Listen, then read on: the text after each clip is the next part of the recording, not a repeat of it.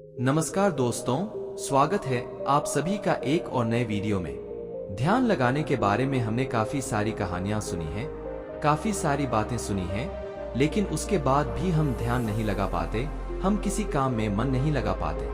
आखिर ऐसा क्यों होता है और ऐसी क्या वजह है जिस कारण जब भी हम कोई कार्य करना शुरू करते हैं तो हमारा मन भटकने लगता है, हमारे मन में तरह तरह के विचार चलने लगते हैं और हम उस कार्य पर ध्यान ही नहीं गा पाते। तो अगर आप भी इस समस्या से जूझ रहे हैं तो आज की जो कहानी है यह आपके लिए बहुत ही महत्वपूर्ण होने वाली है। तो इस कहानी को अंत तक जरूर देखिएगा। इस कहानी में हम आपको कुछ ऐसे तरीके बताने वाले हैं जिसके माध्यम से आप किसी भी कार्य को मन लगाकर कर सकते हैं और आपका ध्यान भी प्रति सेकंड गहरा होता जाएगा। दोस्तों, एक समय की बात है, एक नगर में एक बहुत ही प्रसिद्ध गुरु रहते थे। वह बहुत ही विद्वान और बहुत ही ज्ञानी थे।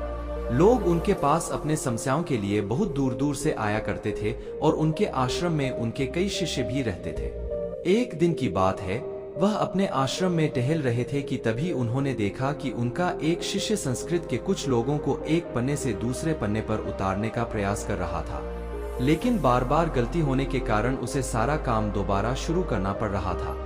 कई बार प्रयास करने के बाद आखिरकार वह थक गया और हार मान ली। तभी उसकी नजर उन गुरुवर पर पड़ी।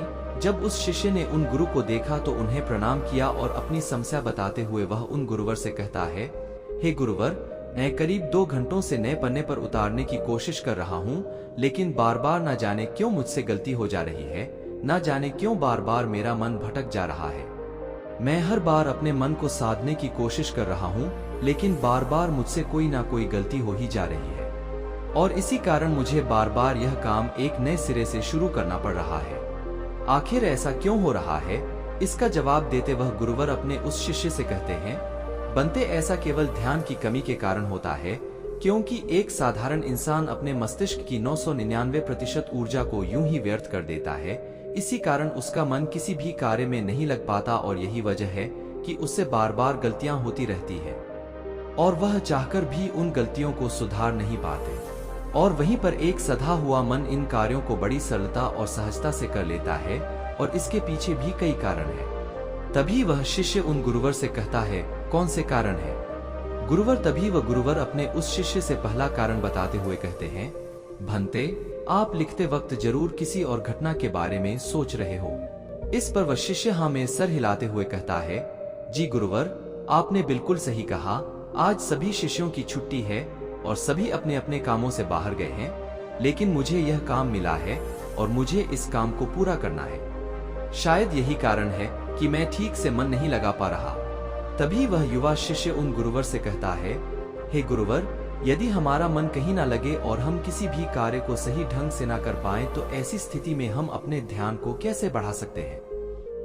इसका जवाब देते हुए वह गुरुवर अपने उस युवा शिष्य से कहते हैं, भंते, मैं तुम्हें कुछ ऐसे तरीके बताने जा रहा हूँ जिन्हें यदि तुम ध्यान में रखोगे तो तुम अवश्य ही अपनी ध्यान शक्ति को बढ़ा पाओगे और तुम किसी भी कार्य में गहराई से मन लगा पाओगे। आगे गुरुवर सबसे पहला तरीका बताते हुए कहते हैं, भंते, जब भी तुम्हारा मन किसी कार्य में ना लगे तो सबसे पहले सांसें लो और गहरी सांसें छोड़ो। ऐसा करीब 5 बार करो और अपने मन को काम और अन्य चीजों से हटाकर केवल सांस पर ले आओ। आगे गुरुवर अगला तरीका बताते हुए कहते हैं, भंते, जब भी तुम कोई कार्य कर रहे हो तो अपनी सारी इंद्रियों को एक काम से जोड़ने का प्रयास करो। जैसे कि अब भी तुम लिखने का प्रयास कर रहे थे तो लिखते वक्त जब तुम कलम अपने हाथों में पकड़ते हो तो उंगलियों के बीच में उस कलम का स्पर्श महसूस करो। अपनी आंखों से शब्दों को बनते हुए देखो और लिखते समय कलम और कागज के घर्षण से जो आवाज उत्पन्न हो रही है उस पर ध्यान केंद्रित करो। उसे ध्यान से सुनो या फिर तुम लिखते समय शब्दों का उच्चारण अपने मन के भीतर गूंजता हुआ महसूस करो और अब अपनी नाक से उस स्याही की गंध को महसूस करो। इससे तुम्हारी सारी इंद्रियां एकजुट हो जाएंगी और एक ही काम से जुड़ जाएंगी। आगे वह गुरुवर कहते हैं, अपने काम के साथ एकजुट हो जाओ, उससे जुड़ जाओ और अपनी इंद्रियों को अपने काम के साथ जोड़ने के बाद तुम्हारा ध्यान अत्यधिक गहरा हो जाएगा। इसका अर्थ यह हुआ कि तुम काम के साथ एक हो चुके हो, यानी कि तुम काम में पूरी तरह से खो चुके हो और जब तुम इस प्रकार कोई भी कार्य करोगे तो तुम्हें समय का पता भी नहीं चलेगा और तुम्हारे कार्य में कोई भी गलती भी नहीं होगी। लेकिन मेरी एक बात और याद रखना, यदि बीच बीच में तुम्हारा मन भटकने लगे, तुम्हारे मन में तरह तरह के विचार उठने लगे और तुम्हारा मन यहाँ वहां भागने लगे, तो डरना मत। तुम दोबारा से निश्चय करना और दोबारा से ध्यान लगाने का प्रयास करना। देखते ही देखते तुम इस अभ्यास में निपुण हो जाओगे और तुम्हारा ध्यान अत्यधिक गहरा होता चला जाएगा। उस शिष्य ने उन गुरुवर की सारी बातें ध्यानपूर्वक सुनी और उसके बाद उसने ऐसा ही किया। देखते ही देखते वह अपने कार्य में इतना खो गया कि जहां जहां वह गलतियां कर रहा था वहां पर अब उसे कोई भी गलतियां नहीं हो रही थी, और उसने अपना सारा कार्य एक बार में ही पूरा कर लिया। और ऐसा इसलिए हो पाया क्योंकि हमारा सारा ध्यान हमारी इंद्रियों में बटा होता है, और इसलिए हमें अपनी इंद्रियों को एक कार्य पर लगाना बहुत आवश्यक है। क्योंकि यदि हमारा ध्यान इन इंद्रियों में बटा रहेगा तो हमारा मन भटकता रहेगा। जहां जहां भी हमारी इंद्रियां भागी वहां वहां हमारा मन भी भागेगा। लेकिन वहीं पर यदि आपने अपनी सारी इंद्रियों को केवल एक ही कार्य पर लगा दिया तो आपका मन भटकना बंद हो जाएगा और इस समय आप बहुत ही अत्यधिक गहरे ध्यान में पहुंच जाएंगे। किंतु साधारण मन इसे ज्यादा देर तक साध नहीं सकता, लेकिन इस प्रकार बार बार और निरंतर अभ्यास करने से मन ध्यान को साधना सीख जाता है और आपका ध्यान अत्यधिक गहरा होने लगता है और आपको उस कार्य में रुचि भी आने लगती है। और जब भी आप उस कार्य में पूरी तरह से खो जाते हैं तो आपको समय का भी पता नहीं लगता और आपका कार्य भी अच्छी तरह से और सफलतापूर्वक हो जाता है। वह गुरु अपने शिष्य को यह सारी बातें बताकर ध्यान में लीन हो गए, लेकिन तभी वहां पर एक युवक आया और उस युवक ने उन गुरुवर को प्रणाम किया। तभी उन गुरुवर ने अपनी आंखें खोली और इस पर वह युवक कहता है, हे गुरुवर, मैं आपके पास बहुत दूर से आया हूँ। मैंने आपके बारे में तरह तरह की बातें सुनी है। मैंने सुना है कि आप सभी की समस्याओं का समाधान करते हैं। मेरी भी एक समस्या है, कृपया करके मेरा मार्गदर्शन करें। इस पर वह गुरुवर उस युवक से कहते हैं, बोलो आखिर तुम्हारी क्या समस्या है। वह युवक अपनी समस्या बताते हुए उन गुरु से कहता है, हे गुरुवर, मैं बहुत लंबे समय से तैयारी कर रहा हूँ। मैंने कई तरह के सरकारी परीक्षाएं भी दी हैं, लेकिन मैं किसी में भी उत्तीर्ण नहीं हो पाया। मुझे यह पता ही नहीं चल पा रहा कि आखिर मुझसे गलती कहाँ हो रही है, क्या कमी है उस युवक की। इस प्रश्न को सुनकर गौतम बुद्ध गुरुवर मुस्कुराने लगे और उस युवक से कहते हैं, भंते, क्या तुम सच में अपनी परीक्षा में सफल होना चाहते हो? इसका जवाब देते हुए वह युवक कहता है, हाँ गुरुवर, मैं अपनी परीक्षा में सफल होना चाहता हूँ, इसीलिए तो मैं आपके पास आया हूँ। कृपया करके मेरा मार्गदर्शन करें। तभी गुरुवर अपने स्थान से उठे और उस युवक का हाथ पकड़ करके एक कुएं पर ले गए। कुएं के पास पहुंचकर गुरुवर ने उस युवक के हाथ में एक घड़ा थमा दिया और उसे कहा, इस घड़े में पानी भरकर वापस आश्रम में ले आओ। इसके बाद गुरुवर वापस आश्रम लौट गए, लेकिन वह युवक वहीं खड़ा खड़ा यह सोच रहा था, भला इस घड़े में पानी भरने से मुझे मेरे प्रश्न का उत्तर कैसे मिलेगा? आखिर मुझे यह कैसे पता चलेगा कि मैं परीक्षा में कैसे पास हो सकता हूँ? लेकिन उस युवक के पास और कोई विकल्प नहीं था, इसलिए जैसा कि उसे उन गुरुवर ने कहा था, वह कुएं से पानी खींचा और मटके में पानी भर लिया। लेकिन मटके में तो कई सारे बारीक छेद थे जिनसे पानी धीरे धीरे रिस रहा था। उस युवक ने मन ही मन यह सोचने लगा, इस घड़े में तो छेद है, मैं इसे आश्रम में कैसे ले जाऊंगा? तभी उसने सोचा, यह छेद तो बहुत छोटे हैं, अगर मैं इसे जल्दी जल्दी ले जाऊं तो मैं आश्रम तक जल्दी पहुंच जाऊंगा और इसमें से पानी भी ज्यादा नहीं गिरेगा। इसी सोच में उस युवक ने वह घड़ा उठाया और दौड़ता हुआ वह जल्दी जल्दी उन गुरुवर के पास पहुंचा। लेकिन जब तक वह आश्रम पहुंचता है वह पूरी तरह से भीग चुका था और मटके में पानी केवल नाम मात्र के लिए ही बचा था। इसे देखकर वह गुरुवर मुस्कुराने लगे और उस युवक से कहते हैं, मन का भटकाव बहुत बड़ी बीमारी है और तुम्हारे साथ भी यही हो रहा है। तुम्हारे मन में विभिन्न प्रकार के विचार हैं, अर्थात तुम एक समय में कई सारे विचार सोच रहे हो, जिस कारण लगातार तुम्हारी मानसिक ऊर्जा व्यर्थ हो रही है और इसीलिए मेहनत करते हुए भी तुम कोई परिणाम प्राप्त नहीं कर पा रहे हो। जैसा कि उस मटके में कई सारे बारीक छेद थे, तुमने सोचा कि तुम उसे लेकर जल्दी जल्दी आश्रम पहुंच जाओगे, जो तुम्हारा लक्ष्य था, लेकिन तुमने देखा कि वह सारा पानी धीरे धीरे करके उस मटके से गिरता चला गया और अंत तक इस मटके में केवल नाम मात्र पानी ही बचा है। इसलिए अपने मन को भटकने से रोको, क्योंकि ध्यान के बिना कोई भी कार्य पूरा नहीं किया जा सकता है। इस पर कुछ लोग जरूर कहेंगे कि कुछ काम केवल शारीरिक शक्ति से ही होते हैं, लेकिन याद रखें कि शरीर भी मन के आदेश पर ही चलता है, इसलिए सारे कार्य मानसिक शक्ति से ही संभव हो पाते हैं। यदि कोई लकड़हारा लकड़ी काटते समय ध्यान न रखे तो वह एक जगह पर कुल्हाड़ी नहीं चला सकता और हो सकता है कि वह खुद को चोट भी पहुंचा ले। इसलिए जानकारी और हर कार्य का मूल तत्व है ध्यान। और यदि तुम अपने जीवन में कुछ बड़ा हासिल करना चाहते हो, इस परीक्षा में सफल होना चाहते हो, तो तुम्हें एक जगह तो ध्यान लगाना सीखना ही होगा, क्योंकि तुम जैसी आदत डालोगे वैसा ही तुम्हारा मन बनता चला जाएगा। इसलिए जब भी तुम छोटे से छोटा कार्य भी करो तो उसे पूरा मन लगाकर करो। ऐसा करने से हमारे मन का स्वभाव बदलने लगता है और हम किसी भी कार्य में मन लगाने लगते हैं। और यदि एक बार तुमने इसमें निपुणता हासिल कर ली तो तुम्हें सफलता अवश्य मिलेगी। तभी वह युवक उन गुरुवर से कहता है, किंतु गुरुवर, जब भी मैं पढ़ने बैठता हूँ तो मन में तरह तरह के विचार आने लगते हैं और मैं मन के उन विचारों में हटा चला जाता हूँ। मैं चाहकर भी अपने मन को रोक नहीं पाता। ऐसी स्थिति में मैं मन के उन विचारों को कैसे छोड़ सकता हूँ? इस पर वह गुरुवर मुस्कुराते हुए उस युवक के हाथों में गिलास थमा है और उस गिलास में लबालब पानी भर देते हैं। उस युवक से कहते हैं, यह गिलास जो तुम्हारे हाथ में है, इस गिलास में से एक भी बूंद पानी नीचे नहीं गिरनी चाहिए। इस पर वह युवक कहता है, लेकिन कब तक? इसके जवाब में गुरुवर उससे कहते हैं, जब तक यह गिलास मैं तुम्हें नीचे रखने के लिए न कहूं। उस युवक ने उन गुरुवर की बात मान ली और तत्परता के साथ गिलास लेकर वह खड़ा हो गया। आखिर में उसे भी तो अपनी योग्यता उन गुरुवर को साबित करनी थी। शुरू में सब कुछ ठीक चल रहा था, लेकिन कुछ ही देर बाद उसके मन में तरह तरह के विचार उठने लगे और यह सोचने लगा, आखिर यह सब करने से भला क्या होगा? मैं चाहे कितनी भी कोशिश कर लूं, लेकिन मेरा मन मेरे बस में नहीं आने वाला। मैं उस पर नियंत्रण नहीं साध सकता। मैं कभी नहीं बदल पाऊंगा। यह सोचकर वह लड़का मन ही मन असहज होने लगा और वह लगातार कोशिश करता रहा, लेकिन अब उसके शरीर के हिलने से बार बार पानी गिलास से नीचे गिर रहा था और जमीन पर फैल रहा था।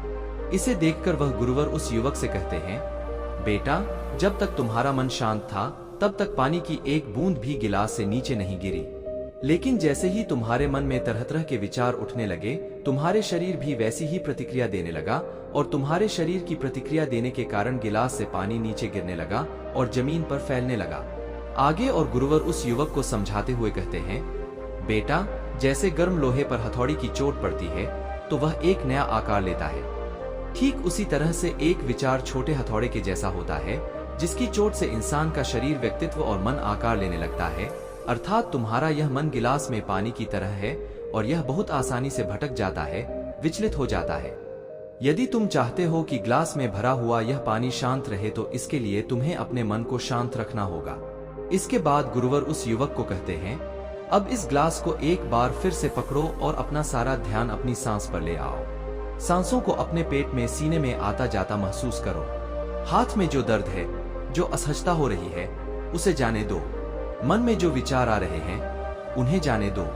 खुद को यह याद दिलाओ कि तुम मन नहीं हो, बल्कि मन को देख रहे हो। तुम सांस भी नहीं हो, तुम सांस को देख रहे हो। ऐसा याद करने से विचार आकर चले जाएंगे, लेकिन तुम्हें विचलित नहीं कर पाएंगे। थोड़ी देर तक वह लड़का यूं ही अभ्यास करता रहा और अब तक पानी के उस गिलास से एक भी बूंद पानी नीचे जमीन पर नहीं गिरी। इसे देखकर वह गुरुवर मुस्कुराए और उस युवक से कहते हैं, बेटा, बस अब यही अभ्यास अपने काम और पढ़ाई में करना। इससे मन धीरे धीरे शांत होने लगेगा और फिर कोई भी बड़ी चीज हासिल करना मन के लिए स्वाभाविक हो जाएगा। और यदि तुम किसी परीक्षा में सफल भी होना चाहते हो तो यह भी तुम्हारे लिए बहुत सहजता से हो जाएगा। इतना कहकर वह गुरुवर शांत हो गए और वह युवक भी यह समझ चुका था कि आखिर वह इतने सारी परीक्षाएं देने के बाद भी अब तक सफल क्यों नहीं हो पाया। उसने उन गुरुवर को प्रणाम किया और वापस अपने घर लौट आया। दोस्तों, इस कहानी से हमने कई सारी महत्वपूर्ण बातें सीखी हैं। चलिए एक एक करके उनके बारे में जानते हैं। पहले, पांचों इंद्रियों को एक काम पर लगाओ। गहरी सांसें लो और गहरी सांसें छोड़ो। ध्यान सांस पर ले आओ और बाकी सारी चीजें छोड़ दो। दूसरी बात, सभी इंद्रियों को केवल एक काम से जोड़ो। कान, आंख, नाक, स्पर्श, हर तरह से काम से जुड़ जाओ। तीसरा, यदि ध्यान टूट भी जाए तो इसमें घबराने की कोई जरूरत नहीं। एक बार फिर निश्चय करो और दोबारा से प्रयास करो। दोबारा से अपने काम में पूरी तरह से मग्न होने का प्रयास करो। धीरे धीरे ध्यान गहरा होता चला जाएगा और आप किसी भी कार्य में पूरी तरह से मग्न हो जाएंगे। जब ऐसा होगा तब आप वह कार्य बड़ी सरलता और सहजता से पूरा कर लेंगे। इस बीच जो समय लगने वाला है उसका भी अंदाजा आपको नहीं लग पाएगा और साथ ही ना तो वह काम आपको बोझ लगेगा और ना ही आप उस काम को करने में उबाऊ महसूस करेंगे। आप उस काम में आनंदित रहेंगे और आप उस कार्य को बड़ी सरलता और सहजता से पूरा कर पाएंगे। दूसरी बात जो हम इस कहानी से सीखते हैं वह है कि हर जानकारी और हर कर्म का मूल तत्व है ध्यान। हमें ऐसा लगता है कि मन के छोटे मोटे भटकाव से कोई फर्क नहीं पड़ता, लेकिन बिना ध्यान के कोई भी कार्य संभव है ही नहीं। आपने कभी ना कभी तो यह महसूस किया ही होगा कि जब आप कोई पढ़ाई कर रहे हैं या कोई जरूरी काम कर रहे हैं, उसी दौरान आपके फोन में कोई नोटिफिकेशन आ जाता है, आपका मन तुरंत ही यह कहता है कि चलो एक बार वह नोटिफिकेशन देख लेते हैं। आखिर उसमें ऐसा क्या है? और जैसे ही आप वह नोटिफिकेशन देखने जाते हैं, आपका पूरा ध्यान उस स्मार्टफोन में लग जाता है और आपका अधिकांश समय उसी में बीत जाता है। लेकिन जब आपको यह एहसास होता है तब तक बहुत देर हो चुकी होती है। तीसरी बात, स्वीकार करो और जाने दो। जैसे गर्म लोहे पर हथौड़े की चोट से वह आकार लेता है, ठीक उसी प्रकार से मन के विचार भी एक हथौड़े की भांति है और उनकी चोट से इंसान का शरीर, व्यक्तित्व और मन आकार लेता है। आपने यह भी जरूर देखा होगा कि जब हमारे मन में सकारात्मक विचार होते हैं तो हम बहुत ही पॉजिटिव, अच्छा और हल्का महसूस करते हैं। वहीं जब हमारे मन में नकारात्मक विचार होते हैं तो हम बहुत ही भारी, परेशान और चिंतित महसूस करते हैं। साथ ही हमारा शरीर भी बहुत थकान का महसूस होता है। इसलिए छोटे से छोटे विचारों पर हमें ध्यान देना आवश्यक है। इसीलिए हमें जागरूक रहना आवश्यक है और इसीलिए अनचाहे विचारों को अपने मन में ना आने देना, उन्हें जाने दो, बल्कि अपने सांसों पर ध्यान रखो। खुद को यह याद दिलाओ कि मैं मन नहीं हूँ, मैं तो मन को देख रहा हूँ। मैं सांस नहीं हूँ, मैं तो सांसों को देख रहा हूँ। जो भी विचार आए उसे स्वीकार करो और जाने दो। ऐसा करने से मन अनचाहे विचारों से मुक्त हो जाएगा और आप एक पानी में पत्ते की तरह पानी के ऊपर तैरने लगेंगे, जिससे आप आनंदित और खुश महसूस कर पाएंगे। आपका शरीर हमेशा तंदुरुस्त और स्फूर्ति महसूस कर पाएगा और न ही आपका मस्तिष्क किसी भी प्रकार के तनाव और चिंता में डूब पाएगा। इस प्रकार आप सही निर्णय भी ले पाएंगे और आपका ध्यान भी गहरा होता चला जाएगा। देखते ही देखते आप हर काम में मन भी लगा पाएंगे और आप हर किसी कार्य में सफलता हासिल कर पाएंगे। जैसा भी आप चाहेंगे आप वैसा कर पाएंगे। दोस्तों, आपने आज के इस वीडियो से क्या सीखा वह मुझे आप कमेंट में बता सकते हैं। इसी के साथ में उम्मीद है कि आपको आज की वीडियो पसंद आई होगी, तो इस वीडियो को उस इंसान को शेयर करें जिससे यह कहानी सुनने की जरूरत है और उसी के ठीक बाद चैनल को सब्सक्राइब करें। तो चलिए फिर मिलते हैं ऐसी एक और नई वीडियो में एक नए मैसेज के साथ। तब तक के लिए अपना ख्याल रखें। धन्यवाद और नमो बुद्धाय।